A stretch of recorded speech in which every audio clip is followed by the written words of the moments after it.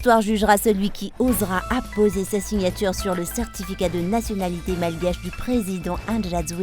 Telle a été la déclaration du parti Malagas Mialamiang à ce jour.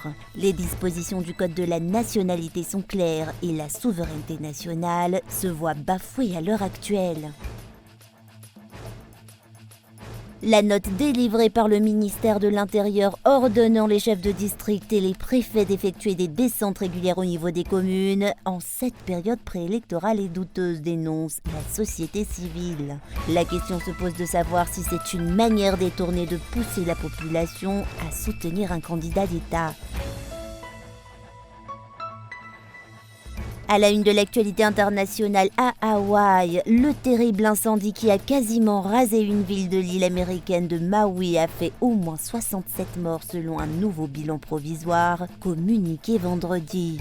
La justice a ouvert une enquête sur la gestion de la catastrophe alors que certains locaux affirment que les sirènes d'alarme n'ont pas retenti pour prévenir les habitants.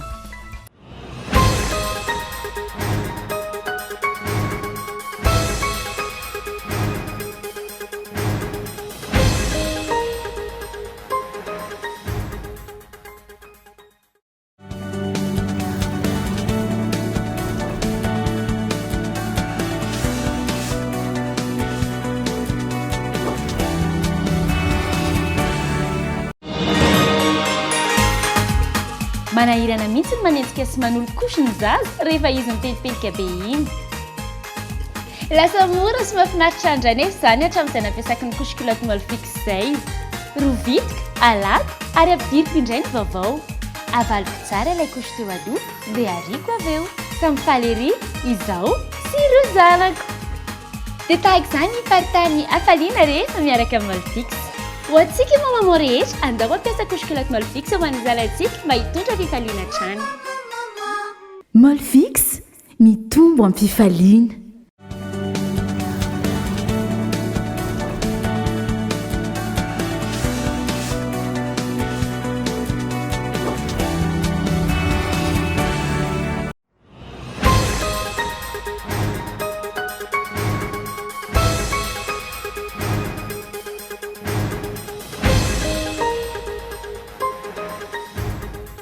L'histoire qui en découlera jugera le juge qui osera apposer sa signature sur le certificat de nationalité malgache du président Andrade. Telle a été la déclaration du parti Malagas Mialamiang à ce jour. Ce parti politique ne redoute en rien la candidature de l'actuel chef de l'État, mais permettre la candidature de l'actuel président de la République malgache signifie que les Français et les autres ressortissants étrangers peuvent se présenter comme candidats à la présidentielle de Madagascar, au même titre que les citoyens malgaches. À l'approche de la sortie de la décision de la HCC sur la nationalité française de l'actuel président de la République malgache, la décision de la HCC devrait être sans surprise. Or, des doutes persistent concernant la position de la Haute Cour constitutionnelle, vu le fonctionnement de la justice malgache, dénoncent les observateurs de la vie nationale. Pour le parti Malagas Mialamiang, les dispositions du code de la nationalité sont claires et la souveraineté nationale se voit bafouée par le président Andrade à l'heure actuelle. Le statut d'un citoyen à celui de la personne qui occupe la fonction suprême au sein du pays, en l'occurrence le président de la République. Le président est garant de la souveraineté nationale et il ne faut pas oublier aussi qui est le chef suprême des forces armées. Il est inconcevable et incroyable que le président de la République de Madagascar ait la nationalité du pays qui auparavant avait colonisé Madagascar. Qu'en est-il de l'éthique du président de la République? Qu'en est-il de sa morale vis-à-vis des citoyens malgaches et du pays? Et il faut surtout pas oublier qu'il a fait sa demande auprès de la France quand il était encore chef d'État au cours de la transition. Aucun pays au monde n'accepterait ce genre de choses. Et je voudrais rappeler aussi que lorsqu'il a déposé sa candidature pour les élections présidentielles en 2018, il n'avait pas informé les Malgaches qu'il avait obtenu la nationalité française.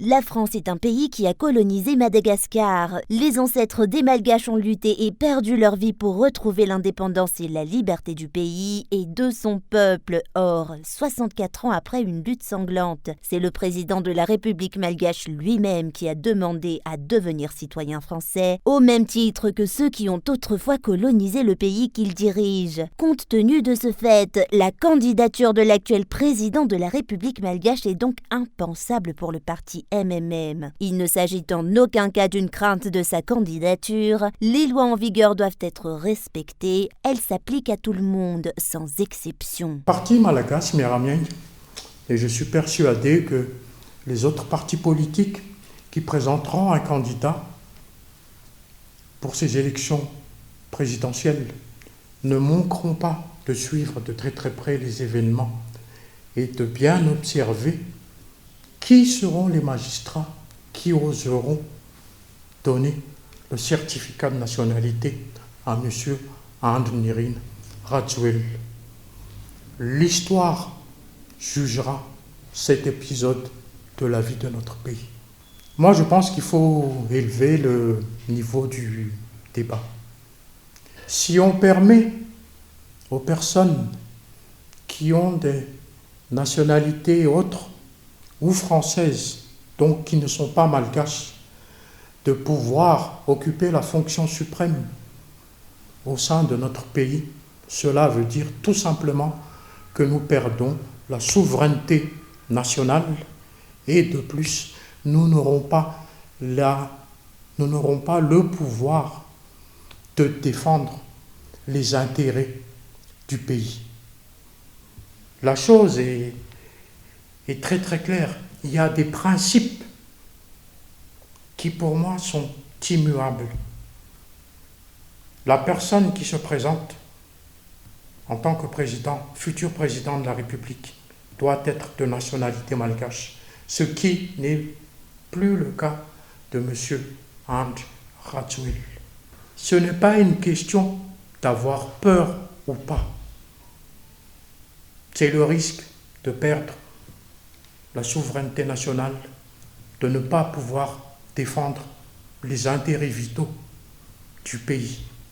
Les observateurs de la vie nationale se tournent tous vers la juridiction et le juge qui prend ce dossier en charge. Le peuple malgache attend de découvrir le jugement qui sortira bientôt. Chacun espère un jugement juste et équitable, sans pression politique et sans corruption. Le parti MMM et presque toutes les forces vives du pays s'entendent sur un point. Madagascar est un État souverain. Les infractions sont inacceptables. Il faut tout simplement s'en tenir à la loi et l'appliquer.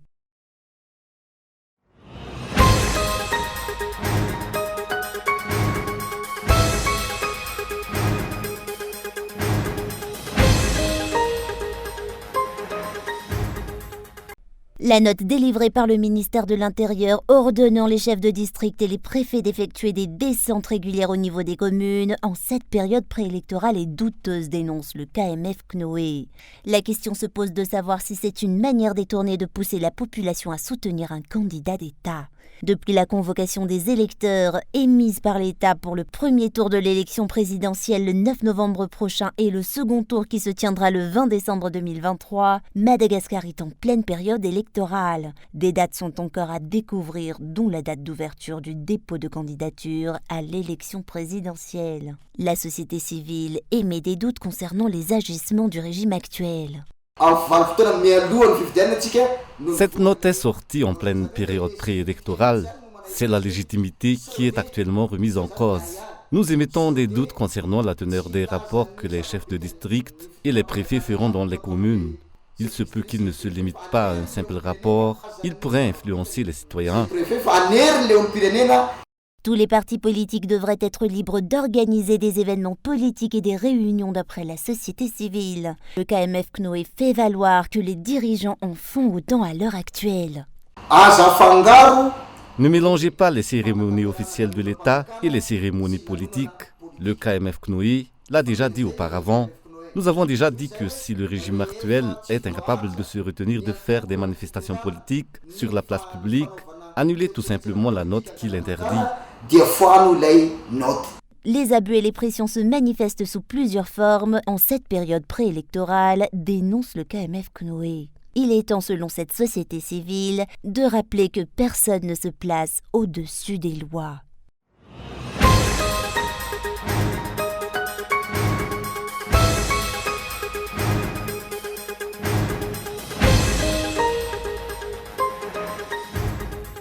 Suite aux rumeurs concernant la scission de la région Sofia en deux, les sous-abbés de la région Sofia ont déclaré qu'ils s'y opposent fermement. Ils se sont réunis au centre d'Anjuna de Fiu avec les étudiants et de nombreuses associations de cette région vivant à Mahajang. Ils ont ensuite procédé à cette déclaration. Une telle entreprise ne mènera à aucune forme de développement, dénonce l'association des sous-abbés.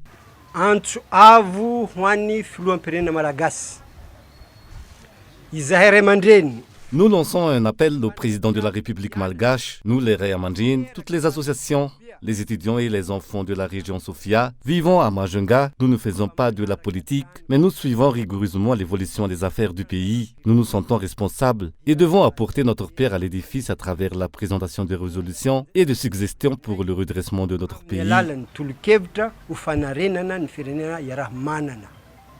L'association des sous-abbés lance un appel à tous les responsables étatiques pour un contrôle et un suivi de près de la situation qui prévaut à l'heure actuelle. Des troubles sont à craindre si un tel projet est mené par l'État malgache, ont-ils déclaré. Les calculs politiques ne doivent en aucun cas diviser le peuple malgache, selon les sous-abbés de la région Sofia.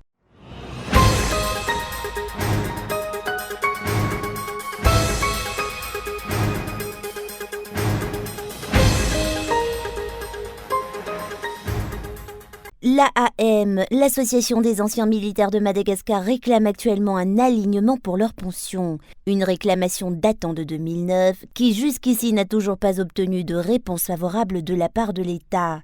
Ils ont procédé ce jour à une déclaration à un pitatafk. Des promesses ont été émises par le régime actuel, mais aucune exécution ne s'en est suivie, selon les explications. Nous nous sommes réunis ce jour pour faire suite à la lutte que nous avons menée depuis toujours. Il est question de réclamation concernant l'alignement que nous avons demandé et cela s'ajoute encore l'absence d'augmentation de salaire cette année.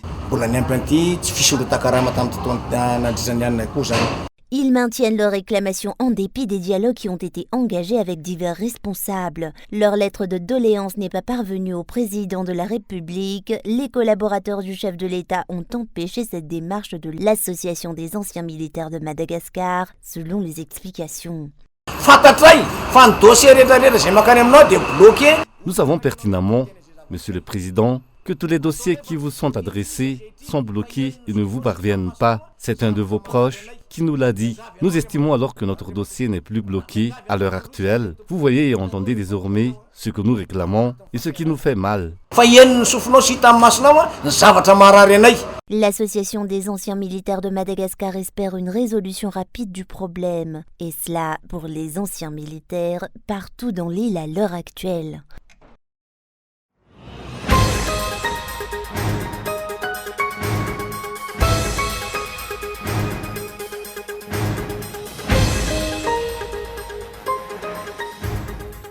Les actions sociales des femmes du parti Malagas Mialamieng se poursuivent. La population d'Anatia Zuisouch, de Tanzumbat, d'Anjannawoch et de Manal-Sunamean ont pu bénéficier de fournitures scolaires à moindre coût grâce au VMMM, toujours dans le but d'aider les parents en difficulté financière, mais aussi pour la scolarisation de tous les enfants du pays. À l'approche de la rentrée scolaire, c'est une aubaine pour tous les parents. De nombreux parents n'ont pas encore pu préparer la rentrée scolaire de leurs enfants, faute de moyens. Les bénéficiaires se sont plaints du coût exorbitant des fournitures scolaires partout dans l'île à l'heure actuelle.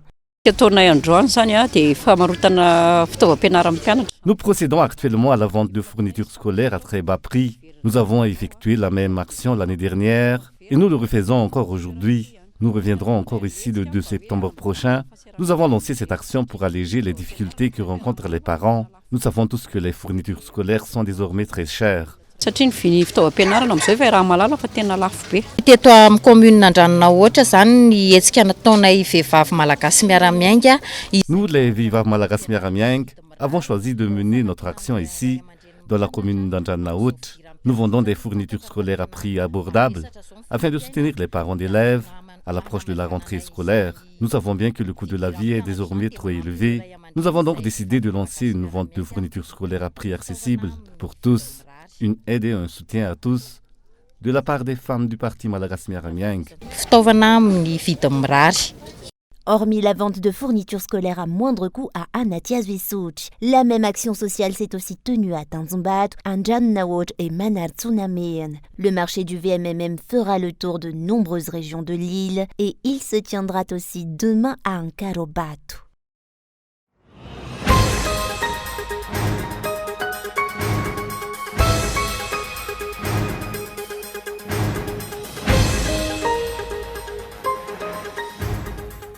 Les artisans d'Imbuscha achètent actuellement au noir la matière première dont ils ont besoin pour travailler. La note du ministère de l'Environnement et du Développement durable du 29 janvier 2019 qui interdit la coupe, la vente, le transport et l'exportation de bois précieux a considérablement impacté leur activité. 4 années après la sortie de cette note, ces artisans estiment qu'elle a tué leur gagne-pain et mis en péril le secteur de l'artisanat dans le pays. Il y a encore du palissandre, mais il n'y a plus de bois de rose. Les artisans utilisent actuellement du varung. Le matériau de bois a diminué, de même que nos recettes et les artisans sont en difficulté. La loi nous interdit d'exploiter le bois. Or, nous vivons du travail du bois. On ne sait donc plus de quoi nous allons vivre bientôt.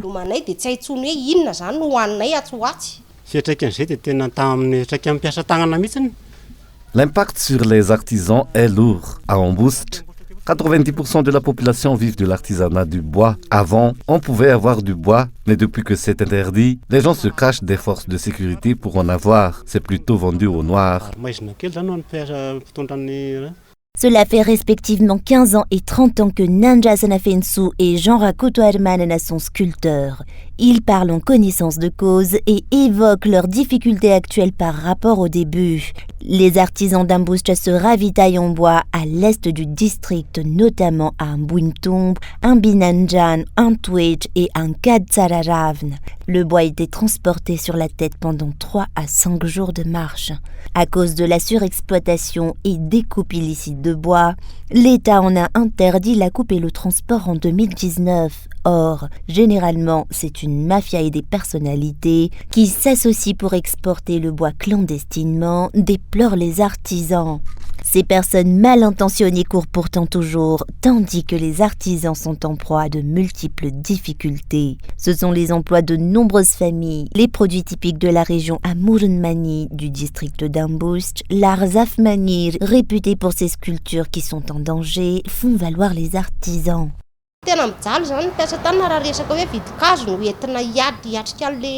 On a sculpté cet objet à partir d'un tronc tout entier. Il y a 10 ans de cela. Maintenant, on se procure du bois difficilement. Nous ne pouvons plus nous épanouir dans notre métier. Les artisans en sont en difficulté à cause du manque de bois. Nous allons peut-être abandonner, mais avec quoi allons-nous manger ? Le prix du bois a triplé par rapport à il y a 10 ans et c'est avec peine que les artisans s'en procurent. Et pourtant, le prix de vente ne peut s'aligner au prix de revient compte tenu de la faiblesse du pouvoir d'achat. À Imbuscha, la clientèle est constituée de nationaux à 75%. Par exemple, un objet vendu à 30 000 arrières il y a 10 ans ne se vend même pas à 35 000 arrières à l'heure actuelle. En plus du prix du bois, celui des matériaux, ne serait-ce que la colle, a suivi la même tendance. Le porte-parole des artisans lance un appel à l'État pour qu'ils trouvent une solution à leurs problèmes.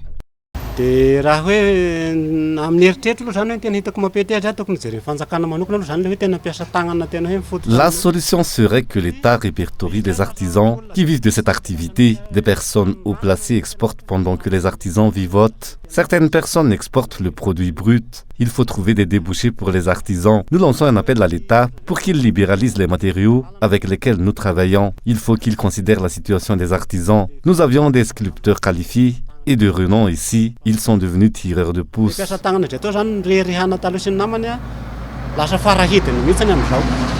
Si une telle situation perdure, l'art Zafmanir, qui fait partie du patrimoine mondial immatériel de l'UNESCO depuis 2008, risque de s'éteindre.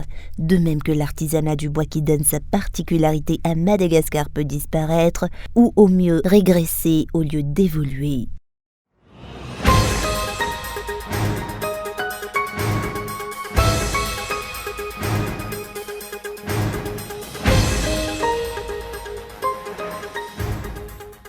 La rue principale de Lahaina, d'ordinaire si animée, transformée en désert de cendres. Les carcasses de dizaines de voitures s'amoncellent. Leurs propriétaires n'ont pas réussi à fuir. J'ai vu une femme dans une voiture qui essayait de descendre la rue. Elle s'est retrouvée coincée et les voitures explosaient comme des mortiers. Personne n'a pu l'atteindre pour ouvrir sa porte ou sa fenêtre. Elle était coincée. On l'a vue partir. On a vu les flammes et on a couru vers l'océan. On est allé aussi loin que possible et on a campé. À notre réveil, tout était en feu. Alimentés par un temps sec et les vents d'un ouragan, les incendies se sont rapidement propagés, engouffrant tout sur leur passage. Jeudi, près de 15 000 touristes ont fui Maui. Selon le responsable du comté, les choses se sont compliquées lorsque les personnes à qui on a dit de s'abriter dans des hôtels ont tenté à leur tour de partir. Comme certains lieux ont été épargnés par les incendies, on a demandé aux habitants de rester là-bas, mais ils n'ont pas voulu, ils ont voulu quitter Lahaina. À présent, nous leur demandons de rester chez eux pour laisser passer les véhicules de secours et éviter les bouchons. Face à l'ampleur de la catastrophe, la plus meurtrière jamais enregistrée à Hawaï, la solidarité se met en place.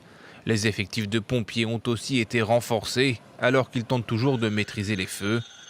Les autorités s'attendent à ce que le nombre de morts augmente encore.